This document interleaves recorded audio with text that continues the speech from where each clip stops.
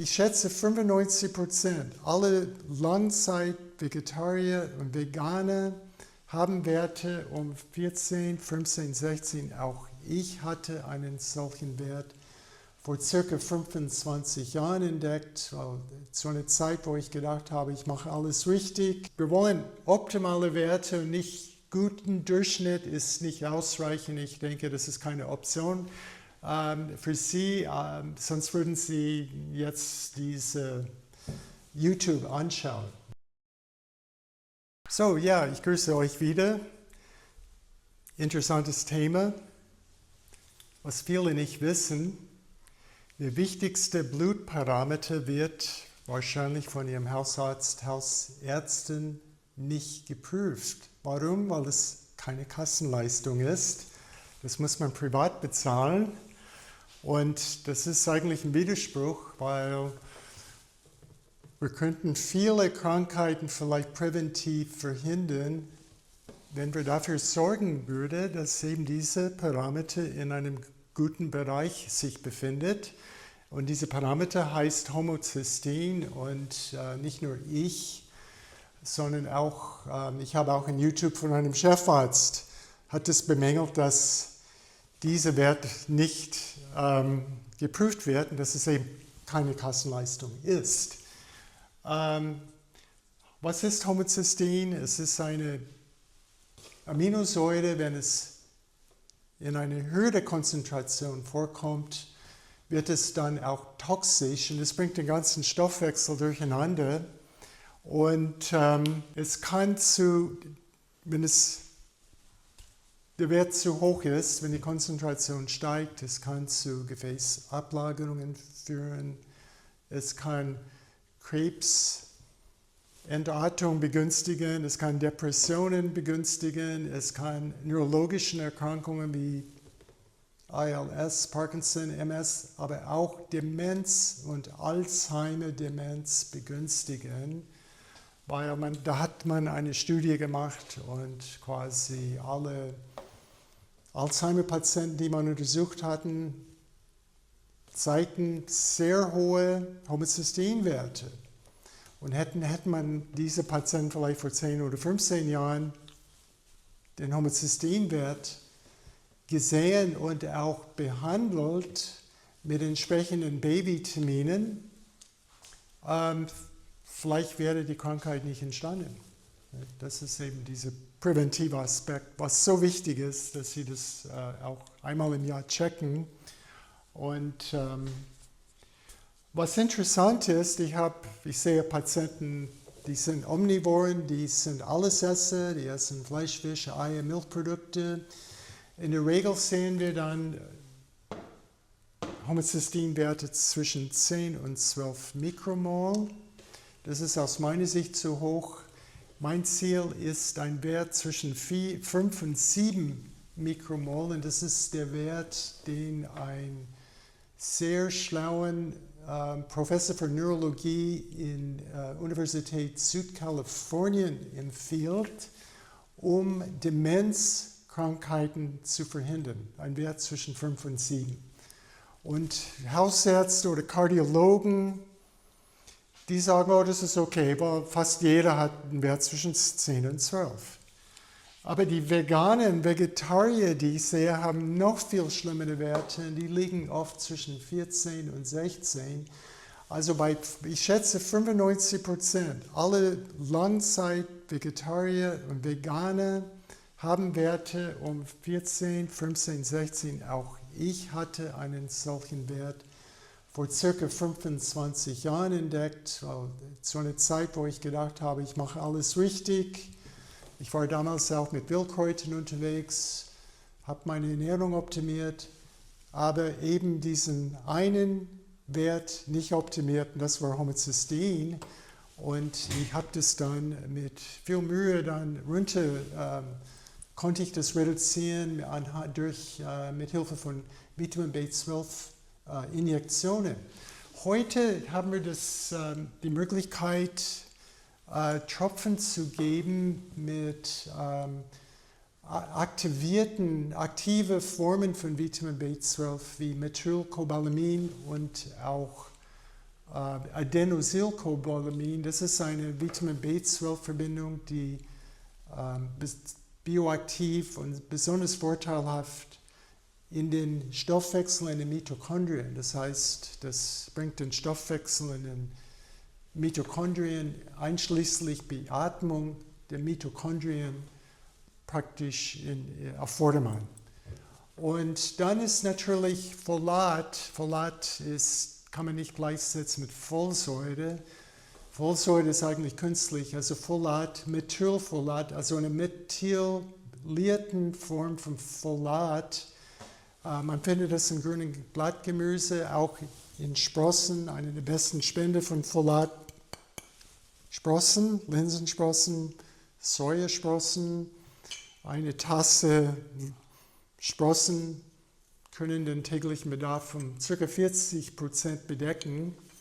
Und ich glaube dann zwei Tassen Sprossen, dann sind sie bei 80%. Natürlich aber auch gekochten Bohnen, Legumen, Kichererbsen, gute Spende, Spinat, grünes Blattgemüse wie Grünkohl, Mangold, Pak Choi, aber auch natürlich die Wildkräuter darf man nicht vergessen, auch Petersilie. Und damit wird Folat gut abgedeckt. Und das sehen wir dann bei Vegetariern, die sind gut abgedeckt mit Folat. Das ist nicht das Problem. Das Problem ist Vitamin B12. Und ich sehe so viele Veganer, die sagen, nein, ich nehme kein B12, weil ich nehme Chlorella und Chlorella enthält B12. Aber ja, vielleicht ein Spirulina enthält B12, aber diese B12-Verbindungen sind nicht alle bioaktiv. Das heißt, man sieht vielleicht normale Vitamin B12-Konzentration im Blut, aber der Homozysteinwert ist nicht optimal. Deswegen ist es so wichtig zu testen und nicht irgendwelche Theorien nachzurennen. Eine andere Theorie ist, wenn ich Wildkräuter nicht waschen, dann habe ich genug B12 über die Wildkräuter. Ich sage immer, das mag sein, immer testen und nicht, hier hilft uns Philosophie und Hypothese nicht weiter. Wir brauchen klare Fakten und ich empfehle übrigens, wenn Sie den Wert testen, beim Hausarzt kann das passieren, dass Blut abgenommen wird und die Blutprobe nicht in die Zentrifuge kommt und dann ist der Wert gefälscht. Also wir müssen immer das Blut erst in die Zentrifuge und dann wird es zum Labor geschickt. Also ich empfehle deswegen direkt beim Laborarzt das Blut abzugeben, um einfach sicher zu sein, dass wir dann einen akkuraten Wert, damit wir nicht irgendwie einen gefälschten Wert haben und uns deswegen verrückt machen müssen. Also das wäre nicht vorteilhaft. Und also wir sehen, ja, Folat und B12. Aber auch wichtig ist Glycin. Das ist eine Aminosäure, die auch hilfreich ist. Glycin ist eine Aminosäure, die süß schmeckt. Man kann es nehmen als Süßmittel. Und es ist ein Spender von Methylgruppen. Und warum sind Methylgruppen so wichtig? Weil sie sind wichtig für Entgiftungsprozesse, die in der Leber stattfinden. Es gibt eine Phase 1, Phase 2, Phase 3 Entgiftung. Prozess, wo B-Vitamine eine wichtige Rolle spielen, aber auch Glycin spielt eine wichtige Rolle, weil quasi also diese Methylgruppen docken an toxische Chemikalien und auch toxische Metalle, Schwermetalle zum Beispiel, und damit kommen sie besser, die werden besser ausgeschieden dann. Und das heißt, Glycin ist auch in der Lage, Homozystein herabzusetzen. Also ich würde empfehlen, ich empfehle meine Patienten diese Tropfen, methylcobalaminhaltig, circa 4-5 Tropfen enthalten, genug Methylcobalamin, Adenosylcobalamin und auch Methylfolat In der Regel reicht das, um eben Homozystein abzusenken. Dann Glycin ist auch eine Unterstützung. Und dann, wenn das nicht ausreicht, in der Regel hilft es bei 95% der Fälle. Die letzten 5%, eine kleine Menge Vitamin B6, vielleicht 1 bis 4 Milligramm am Tag, also eine geringe Menge Vitamin B6. Meistens geben wir das in Kombination mit Magnesium und Boron und B6 zusammen. Das kann auch hier Homozystein absenken. Und wenn es nicht ganz, also wie gesagt, wir wollen in diesem zwischen 5 und 7 kommen oder 5 und 7,5. Auf jeden Fall, es sollte unter 8 sein und alles darüber ist nicht optimal. Und wir wollen optimale Werte und nicht guten Durchschnitt ist nicht ausreichend. Ich denke, das ist keine Option für Sie, sonst würden Sie jetzt diese YouTube anschauen. Nicht?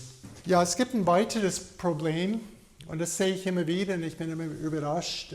Ich sehe Patienten, die stellen fest, die waren beim Arzt und haben vielleicht 3 oder 4 Arzneimittel verschrieben bekommen oder die gingen zum Arzt wegen Sodbrennen oder Refluxkrankheit, wo sie wach werden nachts oder Schlafapnoe aufgrund einem Reflux. Und der Arzt verschreibt Pantoprazol, das ist der Nummer 1 Säureblocker, was routinemäßig gefühlt bei jedem zweiten Patient verschrieben wird. Also das wird routinemäßig gegeben, ohne über die Nebenwirkungen zu denken. Was sind die Nebenwirkungen? Also Pantoprazol ist sehr wirksam, um die Säurebildung im Magen, also die Magensäure, praktisch zu neutralisieren. Aber eben diese Magensäure ist wichtig, damit Vitamin B12 und auch Mineralien wie Zink und auch andere Vitamine wie Vitamin B1 sehr super wichtig für die Mitochondrien, für die Energiebildung der Mitochondrien. All die Aufnahme, die Assimilation dieser Vitamine und Mineralien kann nicht stattfinden, wenn Magensäure nicht vorhanden ist. Auch Eiweiß kann nicht verdaut werden, wenn Sie ein Stück Fleisch essen, Fleisch, Fisch, Eier, Milchprodukte. Und deswegen mein Ziel, wenn ich Patienten behandle, ist wegzukommen von Pantoprazol und andere alternative Strategien einzusetzen. Und das sprengt jetzt hier den Rahmen dieser YouTube. Eine Sache, die ich empfehlen kann, eben diese Sprossen, die ich erwähnt habe. Der Vorteil von den Sprossen ist, dass das Eiweiß in Aminosäuren zerlegt wird durch den Sprießvorgang und die Aminosäuren sind quasi vorverdautes Eiweiß, das heißt, die werden besser assimiliert, auch wenn Magensäure fehlt. Und bei fehlender Magensäure, was wir empfehlen, ist eine spezielle praktisch Säurespende, also eine Hydrochlorsäurespende, was gleichzusetzen ist wie Magensäure. Und was wir feststellen, bei ca. 90% aller Patienten mit dem Thema Sodbrennen und Reflux, wir sehen eine Besserung von diesen Symptomen. Auch ich hatte stressbedingt an Reflux gelitten, bis ich eben diese Säurekapseln entdeckt habe. Und ich habe dann einfach eine Kapsel zum Essen eingenommen, gerade Abendessen. Ich hatte keine Probleme mehr. Also so schnell kann man das Problem beseitigen. Aber wie immer sprechen Sie das Thema erst mit Ihrem Haus- oder Hausärztin. Es gibt natürlich Fälle oder Situationen, wo es nicht so leicht zu handeln ist. Ja. Ja, und Pantoprazol begünstigt eben einen Anstieg von Homozystein. Warum? Weil Vitamin B12 nicht richtig assimiliert wird. Nicht? Das heißt, man kommt irgendwann in einen Zustand, wo der ganze Dünndarm fängt an verschlackt zu werden. Die Darmwände werden verschlackt. Das ist eine Kombination mit Gluten und einfach Schleimstoffe und auch wegen die pH-Gleichgewicht ist nicht stimmig. Das heißt, die ganze Magen-Darm-Trakt ist mehr im sauren Bereich, also ein pH von 2 im Magen und dann Dünndarm pH von 4 und Dickdarm pH auch von 4 oder 5. Und wenn wir im basischen Bereich sind, im Darmbereich, zum Beispiel im Dünndarm, das begünstigt eben Pilzbefall durch Candida und die Besiedlung von pathologischen Bakterien. Und das kann Probleme verursachen. Und die Diagnose lautet SIBO auf Englisch. Und das wollen wir natürlich beseitigen. Und es gibt Wege, das zu beseitigen. Und hier können auch diese Sprossenfermentsäfte hilfreich sein, die ich empfehle. Und natürlich diese Säurekapseln können hilfreich sein, aber auch selbst die Wildkräuter und einfach eine Ernährungsumstellung. Auch die Ayurveda Panchakarma Kur ist eine umfassende Detox-Maßnahme, um einfach den Darm zu säubern, weil wenn der Darm gesäubert ist es möglich, auch mehr Vitalkost, Rohkost, lebendige Nahrung zu essen und die Verträglichkeit ist viel besser für diese Nahrungsmittel. Was ich sehe, wenn der Darm schwach ist und diese Übersiedlung stark ist, es ist quasi kaum möglich, jetzt pflanzenbasierte Kost zu essen, weil es wird einfach nicht aufgenommen. Also wenn Sie viel Pflanzliches essen, würden Sie sehr wahrscheinlich scheitern. Und deswegen, ich bin kein militanter jetzt Veganer, der jetzt erzählt, alle müssen vegan essen, weil ich weiß, es gibt viele Menschen, die haben es versucht und es ging einfach nicht. Und die sagen, wow, die sind viel besser drauf, wenn sie eine Art Gulaschsuppe essen oder Knochenbrühe oder sowas, weil es einfach es wird besser aufgenommen und verdaut, eben weil die Darmfunktion sehr schwach ist. Nicht? Und nur durch eine Stärkung ist es möglich, mehr pflanzenbasierte Nahrung und lebendige Nahrung, enzymhaltige Nahrung, chlorophyllhaltige Nahrung zu verzehren. Und das ist eigentlich das Ziel, eben für Langlebigkeit und gute Gesundheit bis ins hohe Alter. Das sollte das Ziel sein, denke ich. Und deswegen gibt es kein Einheitsbrei für alle, aber wir können was tun und es gibt eben eine Vorgehensweise und das ist die Vorgehensweise, die ich empfehle, ist eine spezielle, auf die Gersentherapie basierte, modifizierte Vorgehensweise, wie man den Darm optimieren kann. Und ich habe erzählt von diesem Ernährungskurs. Das ist ein therapeutischer Ernährungskurs, wie ich auch Krankheiten, die Überwindung von Krankheiten unterstützen kann. Natürlich auch nicht als Ersatz für eine medizinische Behandlung, aber einfach als begleitende, unterstützende Vorgehensweise mit dieser speziellen therapeutischen Ernährungsweise, die ich entwickelt habe in den letzten 26 Jahren. Wenn man sich entscheidet für diesen Kurs, man wird begleitet durch 4 Ernährungsberater, die eben diese therapeutische Maßnahmen kennen und man kann damit auch quasi gecoacht werden. Und Coaching ist sehr wichtig, weil sonst wird man sehr wahrscheinlich scheitern. Ich wünschte, ich hätte dieses Wissen gleich zu Beginn vor 26 Jahren gewusst, weil ich hatte selber eine medizinische Herausforderung und ich habe wirklich jahrelang gebraucht, bis ich da den Weg da rausgefunden habe. Es hat Jahre gekostet und es wäre viel schneller gegangen. Also das könnte ich auch empfehlen. Also entweder eine Ayurveda Panchakarma-Kur oder eben diese Ernährungskurs, dieser therapeutische Ernährungskurs in Begleitung von diesen 4 Ernährungstherapeuten. Ja, natürlich auch, ich habe das öfters, Sie kennen das inzwischen alle, Leaky Gut, die Perforationen, Darmwände, das kann zu entzündlichen Krankheiten, Autoimmunerkrankungen wie Hashimoto und geführt haben, ich glaube, 1/3 aller junge Frauen mittlerweile leiden unter Hashimoto und das ist ein Thema, was man auch gut, auch therapeutisch eingehen kann. Und